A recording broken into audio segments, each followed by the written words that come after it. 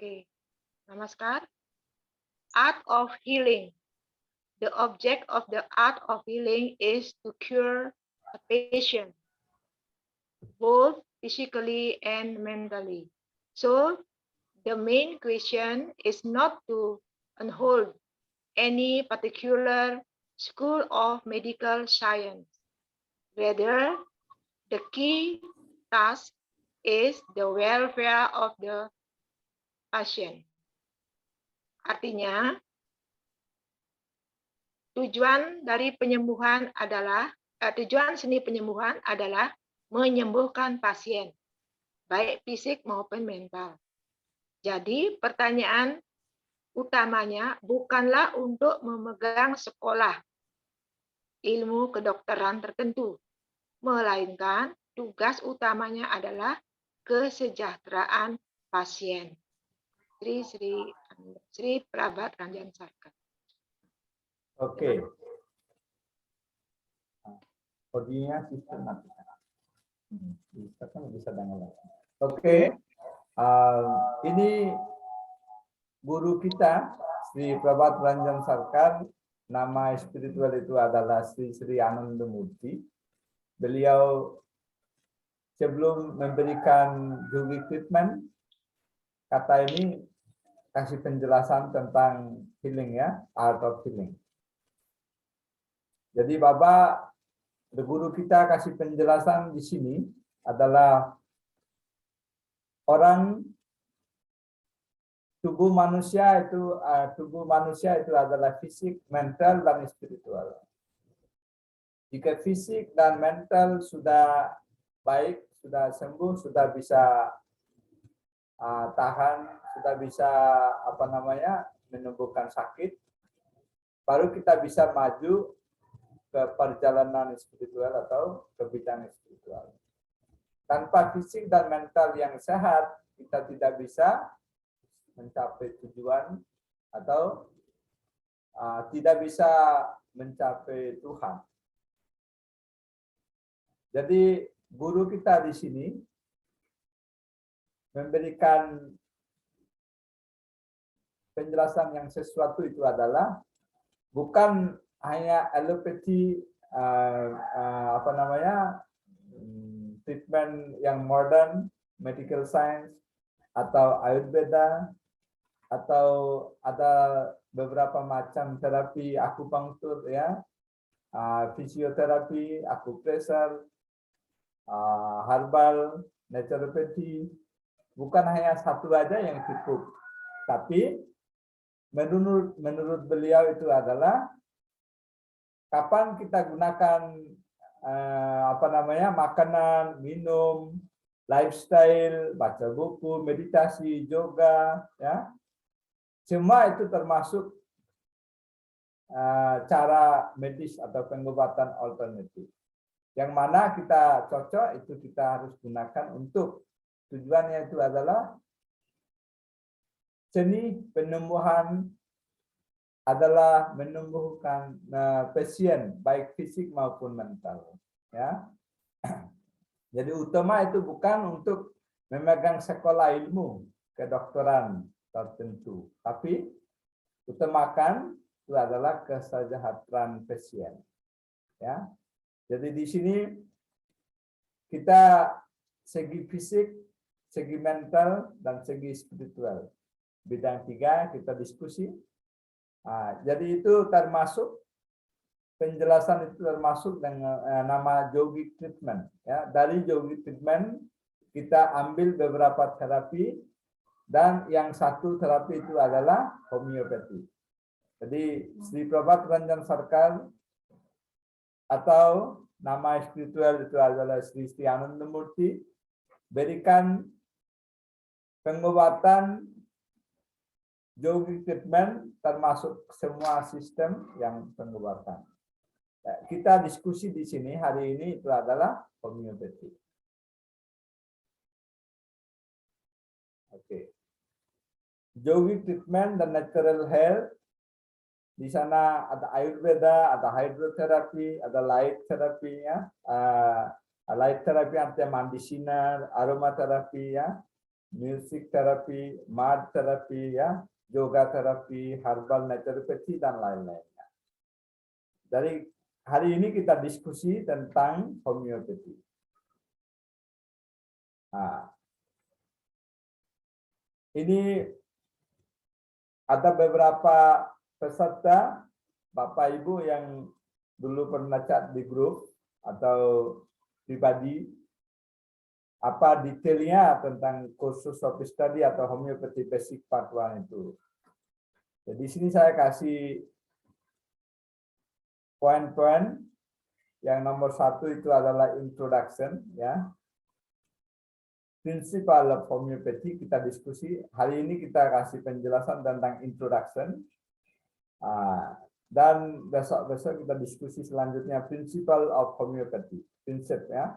Like your likes atau similibus dan currenter.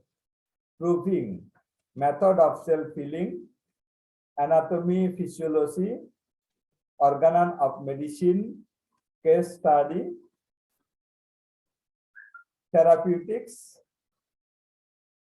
drug preparation, application of drugs, modern homeopathy. Ya. Jadi ini adalah kursus sampai selesai itu kita ada diskusi. Hari ini diskusi prinsip dan introduction. Mulai dari mana? Homeopati itu zaman Mahabharata, itu mungkin 3.500 tahun lalu. Pas Bhima, ya, anak Pandava, Bhima diberikan racun oleh Kaurava, ya. Pas diberikan racun, ada balian, pas itu ada balian, ya. Itu kasih ini apa namanya? Kasih penjelasan. Diamin di dalam air selama berapa hari. Jadi racun itu bisa neutralisasi dan bisa sembuh. Seperti itu, akhirnya Bima dibuang di dalam apa namanya, di kolam, ya. Dan setelah beberapa hari kembalilah, hidup kembali, ya. Jadi cara pengobatan homeopati itu bukan hanya Hahnemann yang kasih, tapi awalnya pas zaman Krishna, zaman Mahabharata ada juga seperti itu. Ada beberapa daun orang gunakan untuk racun, ya, kayak ekor kelor itu racun juga. Jika ada sekitar sana ada ular, orang ekor kelor itu taruh di depan pintu, dari ular takut sama ekor kelor. Akar, ya, akar, bukan ekor. Akar, ya, akar kelor.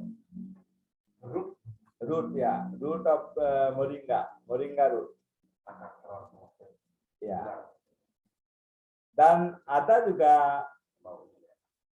juga di Bali itu namanya tanaman kecubung, ya, kecubung. Ya, buah kecubung juga racun. Kalau kita makan buah kecubung bisa mati, ya. Tapi kalau ada orang gila, ya, artinya tidak aktif syaraf-syaraf otak, itu ada beberapa proses. Kalau kita bikin obat dari situ bisa menyembuhkan orang gila. Kayak contohnya ada bawang merah, ya, onion, bawang merah. Pas kita potong bawang merah, apa yang kita rasakan? Dari mata keluar air dan hidung juga rasanya beda. Panas, ya. Itu ada efek dari bawang merah. Tapi kalau ada orang sakit, matanya merah dan keluar air dari hidung, Jadi sakit seperti dan tubuhnya panas. Jadi dari bawang merah ada obat namanya Allium Sipa. Itu namanya homeopati. Itu bisa menyembuhkan sakit seperti itu. Jadi di sini di bahasa itu ada like cures like, ya, similibia, similibus, curentar. Like artinya di bawang ada seperti itu bisa menyembuhkan sakit seperti itu. Itu perkembangan oleh Christian Friedrich Samuel Hahnemann. Namanya bisa lihat di screen. Itu ingat juga. Jadi di sini beliau yang perkembangkan homeopati dan dikatakan founder of homeopati. Ya. Beliau lahir 10 April 1755 dan meninggal 2 Juli 1843. Beliau adalah dokter dan kalau singkat kita panggil Hahnemann, ya, Hahnemann. Nama lengkapnya Christian Friedrich Samuel Hahnemann. Sekarang kita masuk tentang homeopati, yang penjelasan homeopati dari mana nama itu lahir, ya. Sumber namanya. Homeopati berasal dari bahasa Greek, ya. Dari bahasa Greek homeos. Homeos yang bermakna serupa, like, ya. Dan pathos yang berarti penyakit. Nah, di sini Hahnemann kasih penjelasan kayak tadi saya cerita tentang Allium Sipa atau bawang merah. Jika kita potong bawang merah, rasa seperti itu, dan bawang merah dari situ bikin obat homeopati itu namanya Allium Sipa. Itu bisa menyembuhkan sakit mata merah dan hidung kayak pilek, ya, dan demam bisa sembuh. Seperti itu ada banyak tanaman-tanaman sekitar kita itu kita bisa gunakan untuk mengobati orang dengan cara yang homeopati. Tapi kita sebelumnya harus tahu kayak lebah, ya, honey, itu apa namanya, lebah, madu. Itu kan madu, tapi itu apa namanya yang fly, bee, ya. Bee itu kalau ada dari sting, ada ya, itu bisa gunakan untuk obat, ya. Di bahasa homeopati ada itu adalah Apis mellifica. Apis mellifica itu obat homeopati buatan dari lebah, bee. Seperti itu ada banyak obat, ribu-ribuan ada drug, ada nama obat yang homeopati, kita bisa belajar. Tapi yang part 1, homeopati basic part 1, kita diskusi tentang hampir 50 drugs, ya. Nah, homeopati adalah sebuah seni penyembuhan yang didasarkan pada hukum bersamaan dengan tujuan memberikan kesembuhan yang sebenar-benarnya. Jadi yang sistem homeopati itu caranya seperti itu. Homeopati adalah sistem pengobatan yang melibatkan terapi individu dengan zat yang sangat diencerkan diberikan terutama dalam bentuk tablet dengan tujuan memicu sistem alami tubuh untuk menyembuhkan. Jadi cara pengobatan homeopati membuat itu adalah paling encer dan paling sedikit itu adalah potensi yang tinggi, energi yang tinggi. Artinya di sana sampai molekul, ya, energinya membentuk molekul di sana. Kayak 1 tetes air dari bawang merah, ya, 1 tetes sari bawang merah itu bisa campur dengan 100 tetes air sama alkohol ya, kayak enzim ada ekoenzim juga bisa campur. Kita modern homeopati bisa campur di sana. Ya, klasik enzim bisa campur di sana. Ada balian di sini. Jadi kita bisa produk dari sana juga homeopati. Jadi klasik enzim bisa campur 1 tetes sama 100 tetes air. Tapi enzim itu bikin dari bawang atau akar kelor atau daun menori atau tulasi yang ada khasiatnya untuk menumbuhkan sakit. Di sini 1 tetes sari buah atau sari akar kelor campur dengan 100 tetes, ambil dari situ 1 tetes ya, itu namanya 1C ya, 1 potensinya 1, energinya 1 di sana. Setelah itu dari 1 tetes campur lagi di sana 100 tetes air atau alkohol atau enzim, itu campur dan ambil lagi 1 tetes dari sana, jadi potensinya 2C. Ya. Seperti itu sampai 100, sampai 200, sampai 1000 kali bisa. Seperti, coba bayangkan, dari 1 tetes, 100 tetes campur, berapa dapat obatnya di sana? Bagian itu dapat sedikit, tapi itu analisa namanya molekul ya, energi, level energinya di sana sudah kayak elektron di sana masuk. Jadi seperti kita dalam pikiran, kalau bayangkan sekarang di depan laptop, depan HP, ya, kalau kita bayangkan buah asam, ya, siapa yang sudah rasa buah asam dan sudah tahu rasa buah asam, kalau sekarang kita bayangkan dalam pikiran, dalam hati, ludah keluar, ya, terus ludah mengalir dari lidah dan rasa itu ingin makan buah asam. Tapi dalam pikirannya nggak ada buahnya, tapi bisa rasakan seperti itu.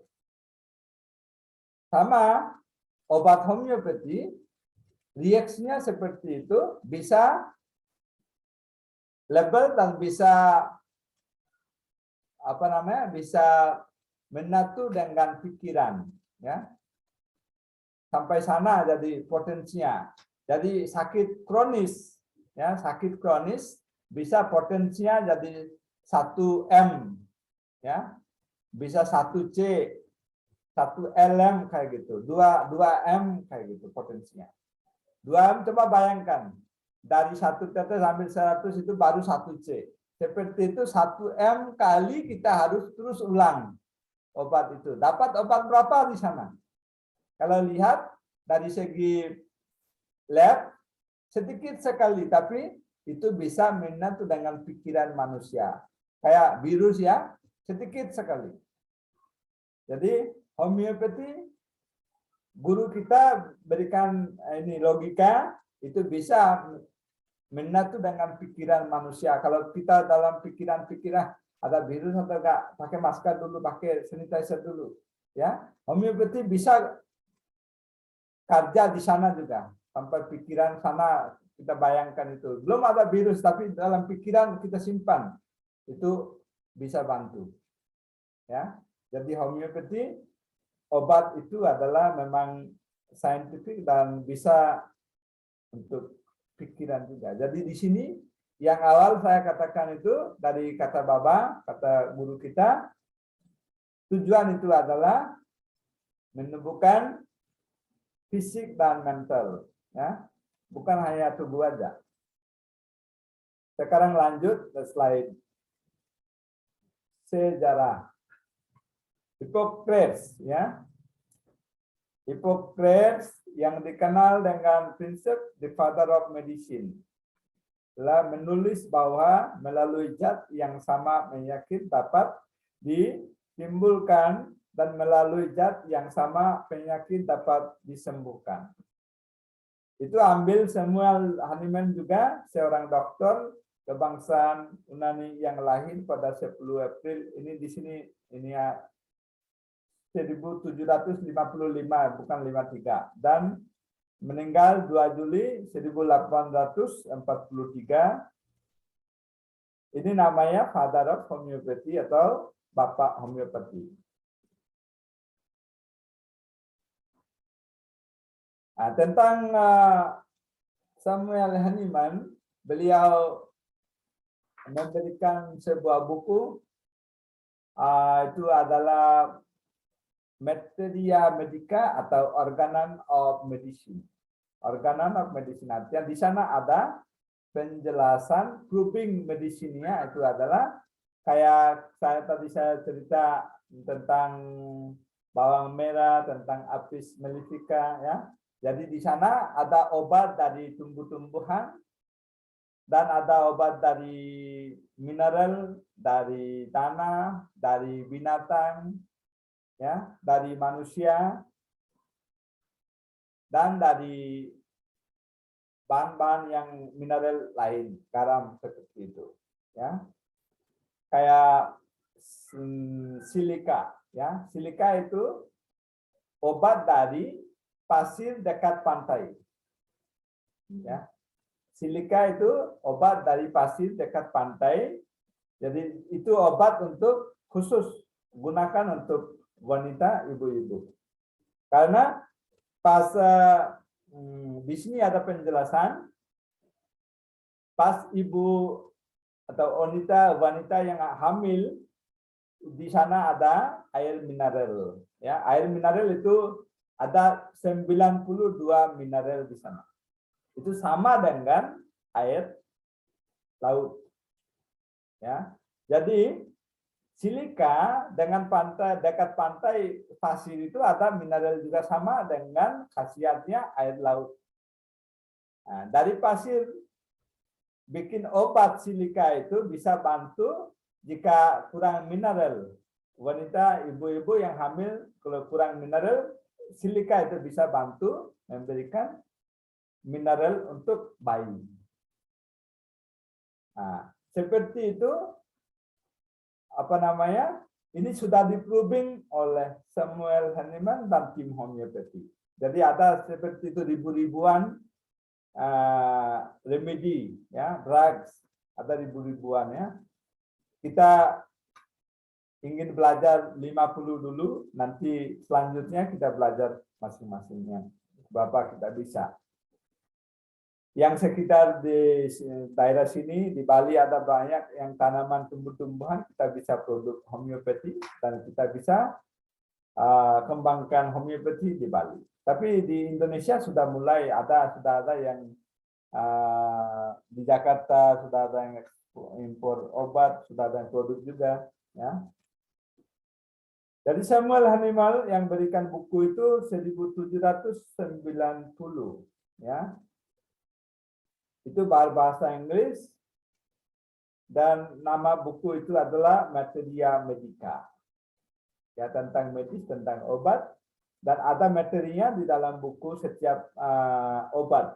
Kayak tadi saya bilang silika, ada sepia, ya, ada belladonna, ada obat dari bunga mitir, ya, yang marigold itu. Marigold. Nah, marigold atau bunga mitir, dari sana juga bikin obat, itu namanya bahasa homeopati itu adalah calendula, ya.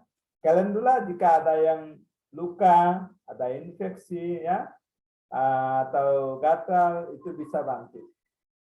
Calendula. Seperti itu ada banyak tanaman tumbuh-tumbuhan, dari situ bikin obat homeopati.